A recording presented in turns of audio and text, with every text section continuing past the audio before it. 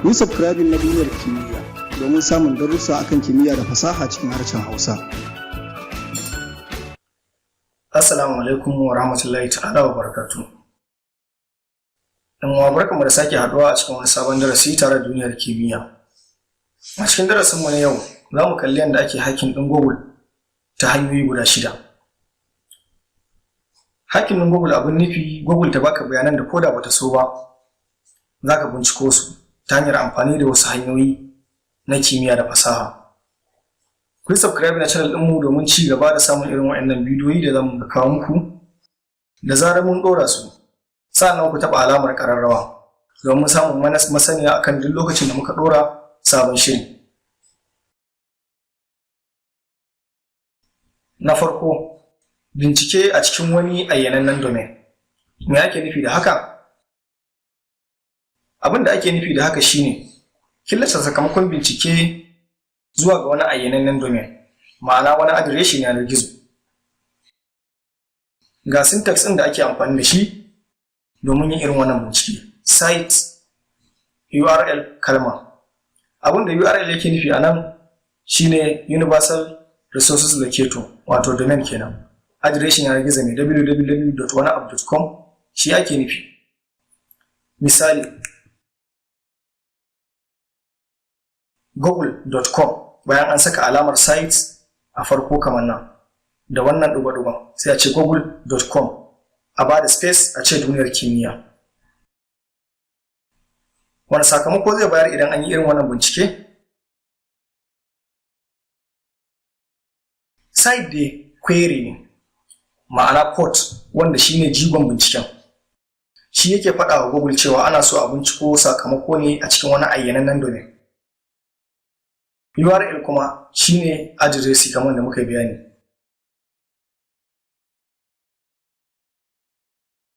Duniyar na farko din nan yana nufin gurbi ne na title, wato take kenan, wanda shafi yake dauke da shi. Wajen kimiyyar nan kuma text, wato a jikin jigon bayan take na shafin, a cikin rubutun da yake cikin shafin kuma ya zama akwai sunan kimiyya. To duka wannan bayanan da za a binciko daga cikin shafi na yanar gizo mai adireshin google.com shine wannan binciken na farko yake nufi.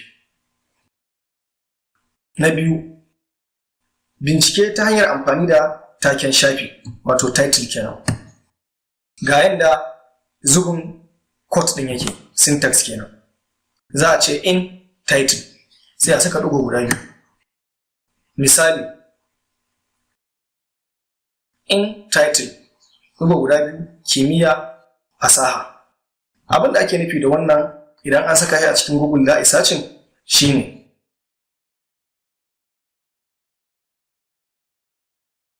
Google ta binciko bayanai waɗanda a cikin title ɗinsu akwai kalmar kimiyya, sannan a cikin rubutunsu akwai kalmar fasaha daga kowane adireshi na yanar gizo wanda suke kunshe da shi.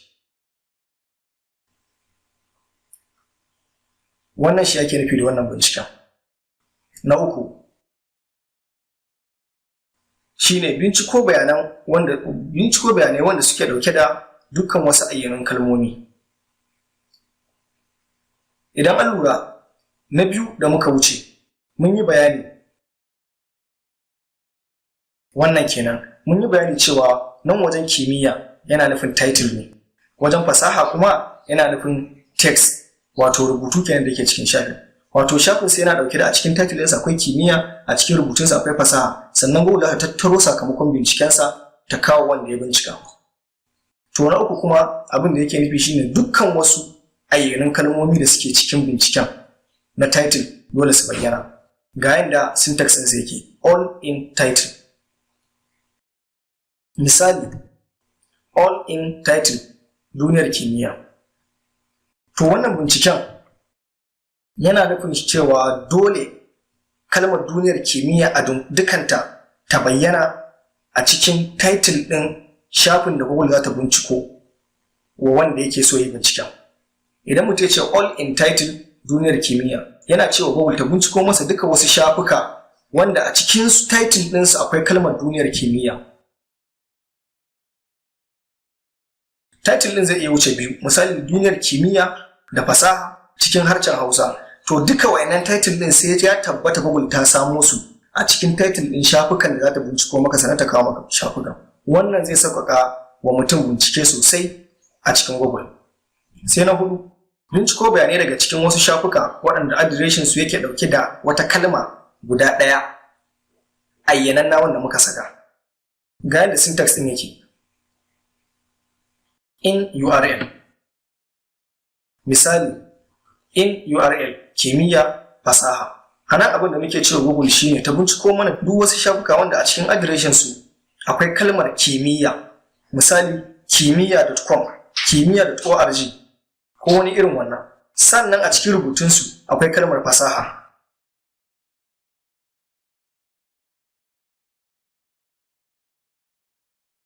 A cikin adireshinsu akwai kimiyya, a cikin rubutun da yake cikin shafin kuma akwai fasaha. To Google za ta kawo iya shafukan da suke ɗauke da wa'annan bayanan da aka saka. Na 5, binciko bayanai daga cikin wasu shafuka waɗanda adireshinsu yake ɗauke da dukkan wasu kalmomi da muka ayyana. Syntax misali, all in URL shine syntax ɗin da za a amfani da shi domin wannan bincike.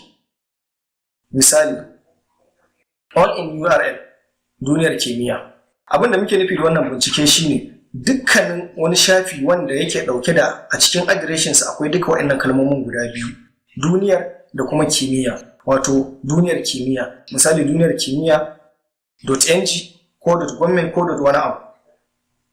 To dole sai shafin ya zama a cikin adireshinsa akwai waɗannan kalmomin guda biyu sannan Google ta ɗauko su. Misali, za ka iya cewa all in URL google.com idan shafin da kake so ka binciko din akwai google.com a cikin shi, ko kuma all in URL duniyar kimiyya. Dole adireshin ya zama a cikinsa akwai kalmar duniyar kimiyya sannan Google ta ɗauko maka shi.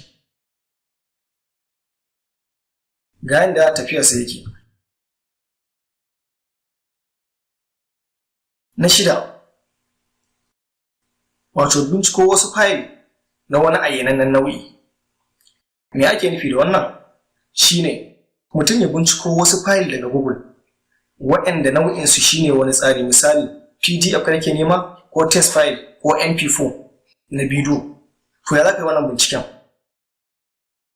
Syntax ɗin shine file type sai ɗigo guda biyu sai est.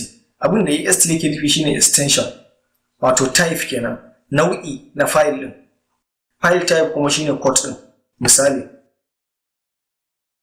file type ga ɗigo guda biyu PDF duniyar kimiyya. Abin da muke cewa anan shine Google ta ɗauko mana duk wani littafi na PDF wanda yake ɗauke da duniyar a matsayin title, kimiyya a matsayin rubutu a cikin shi. Wato dole a cikin file ɗin da Google za ta ɗauko ya zama file ɗin PDF ne, sannan title ɗin shi akwai duniyar kimiyya. Duniyar kimiyya dole ya zama a title ɗin shi, kai koma a cikinsa. Misali, idan file ɗin da za a ɗauko ɗin bidiyo ne, wajen PDF ɗin nan kawai sai a sanja shi sai a saka MP4. To in kai wannan sacin ɗin, duk wani bidiyo da yake cikin Google wanda a cikinsa akwai kalmar duniyar kimiyya zai fito. Misali, idan abin da kake nema ɗin audio ne, a nan ɗin dai sai ka sanja wajen PDF ɗin ka saka MP3 kalmar duniyar kimiyya kuma sai ka jera su a gaba. Ba iya duniyar kimiyya za ka saba, za ka saka duk kalmar ta zo maka a rai ne kake so ka binciko ta. Mun gode da kasancewar ku tare da duniyar kimiyya. Ku ci gaba da kasancewa da mu a kowane lokaci. Mu kuma za mu ci gaba da kawo muku da irin wannan shirye-shirye dukkan su cikin harshen Hausa. Ku yi subscribing sannan ku share da yan uwa da abokan arziki. Mun gode. Ku yi subscribing na duniyar kimiyya domin samun darussa akan kimiyya da fasaha cikin harshen Hausa. Mun gode.